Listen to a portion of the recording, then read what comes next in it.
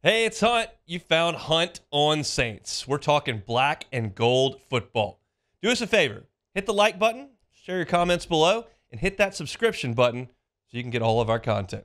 Enjoy. Jeremy Trottier covers the Saints for SaintsWire and among some other things, and he has a mock draft up. And again, I'm not as 100% dialed in on who team analysts are mock drafting to the Saints in the 6th round. There's so many variables there that that's not necessarily exactly the point. But I do think that going through this exercise does help in showing how you can reshape your roster pretty quickly if you hit on that draft, right?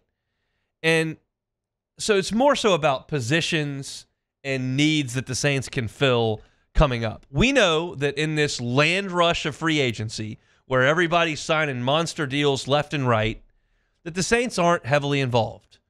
Because generally speaking, at this point in the calendar, there's just not a ton of wiggle room with the Saints' salary cap. Now, they get under it, and they figure it out. And last year, they were able to sign a couple of defensive linemen and a big-time deal for a quarterback. And so I'm not suggesting the Saints have pinned themselves into a hole where they can't add to their roster at all. What I am suggesting is they're not generally huge players in the free agent market. They find some guys here or there, and unfortunately, a lot of those guys have not hit. But the Saints' time in adding players comes a little bit later than the rush of money that's right at the start. But in the draft, everybody gets their shot. So here's a look at this mock draft that Jeremy Trottier did, and it starts with round 1 and pick 14, where the Saints stand pat and take Olu Fashanu. The Saints. This is a very obvious statement, but I will make it because of the course of this segment. The Saints have to get an impact starter with the 14th pick. It is a must. You cannot draft another Trevor Penning. You cannot draft another Marcus Davenport. You cannot draft another Peyton Turner. You cannot do that. They must hit on this first-round pick, and Olu Fashanu makes a ton of sense. He starts on the offensive line likely from day one. Okay, I'm in at that spot. Offensive line, first round, I'm in. In round 2, he's got them taking Braylon Trice, the defensive end from Washington. Now, the Saints obviously have got to find a way to put more pressure on the quarterback. You've still got Cam Jordan under contract. His days of being a massively impactful pass rusher are over. I do not expect an 11-sack year from Cam Jordan. Could he have 4 or 5? Sure.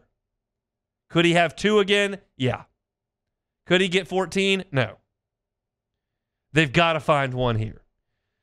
Trice had 80 pressures and 8 sacks this year. He only had 3 penalties, which I thought was an interesting statistic. He's not got great size and length. He's 6'3" and 245 pounds. But he's a productive edge rusher at the college level.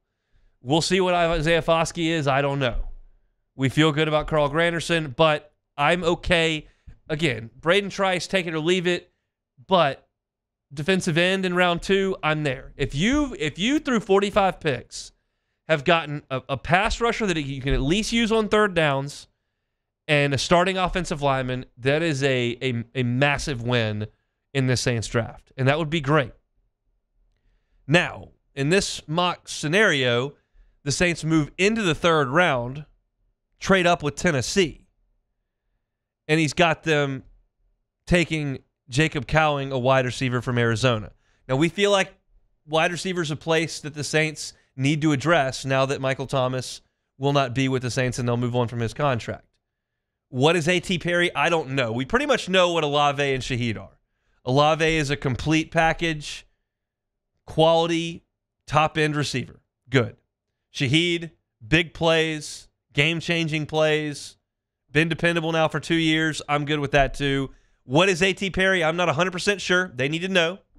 And then adding to that room, I think, would be really good. Now, Jacob Cowing, I can't claim to have every single answer on. We're talking about guys who are 3rd or 4th round picks here. But he's got good speed. 4.38 in the 40-yard dash, 1.54 second 10-yard split. Maybe that's another guy that can be a game changer. I don't hate the order we've gone in here, which is offensive tackle, pass rusher, wide receiver depth.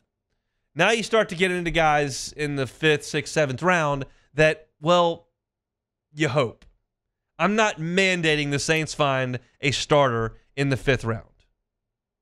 I would love it, clearly, but you do have to find somebody that can make the team and help.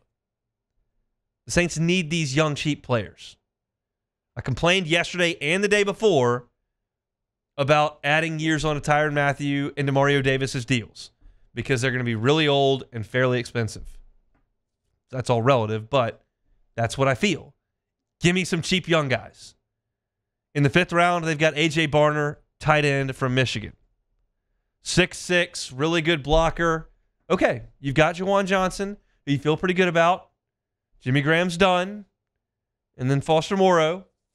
But, okay, 6'6", pass-catching tight end that's a really good blocker.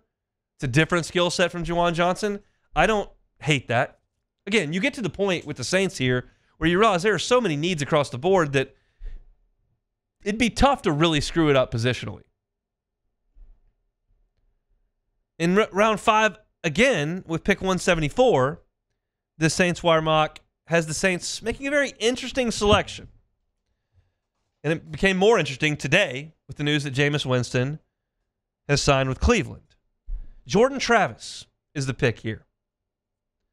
And I'll be completely honest, I don't hate the pick. I don't love it, but I say that I don't hate it because I really don't know what Jake Haener is. If they think in that locker room that Jake Haener has probably hit his ceiling, which was like a couple of good days at the beginning of camp, and that he's probably not the answer, I'm not here to suggest Jordan Travis isn't. And let's be real honest about the Saints' offensive line. It's gotten some quarterbacks hurt over the last 3 years. Okay? So, again, while there are very few teams in the NFL that can truly survive the loss of a starting quarterback, it's very rare. You do need somebody that can step in there and help you for 3 weeks.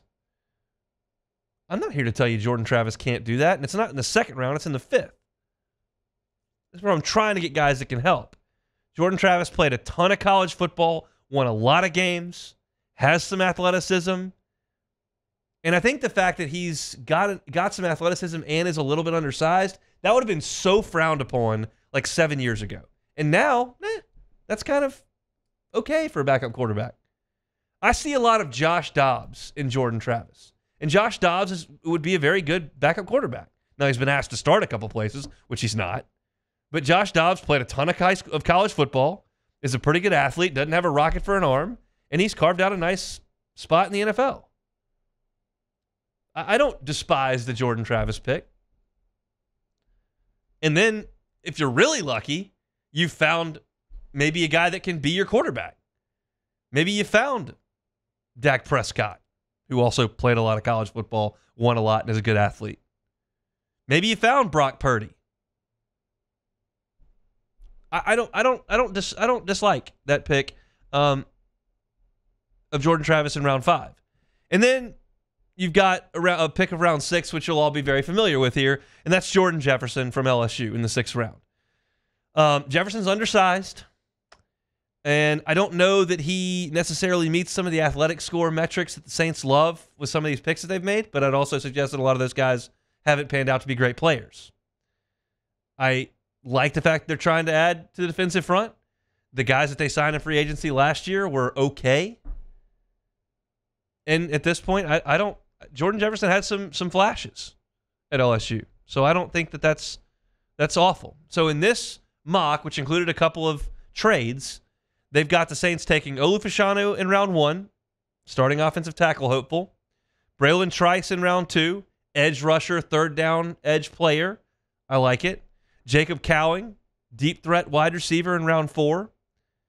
A.J. Barner, a blocking tight end in round 5. Jordan Travis, potential backup quarterback in round 5. And then in round 6, Jordan Jefferson. So tackle, edge rusher, wide receiver, tight end, quarterback, and D-line. That's about where we sit here. I don't think they're drafting on the interior of the offensive line. although they have a lot. I don't think they're going to – they probably will draft a safety, I would suggest. So that's probably the miss here. I don't know that they'll draft corner because they're deep there, especially with Lattimore still on the roster. And they drafted running back last year, and I don't think they'll go there again. This kind of makes practical sense. Now, over the course of a draft, there's always somebody, whether it's the first round or the fifth round, who falls that your team really, really likes, and maybe that trumps a need, but you feel like the value's so good, you gotta jump on it.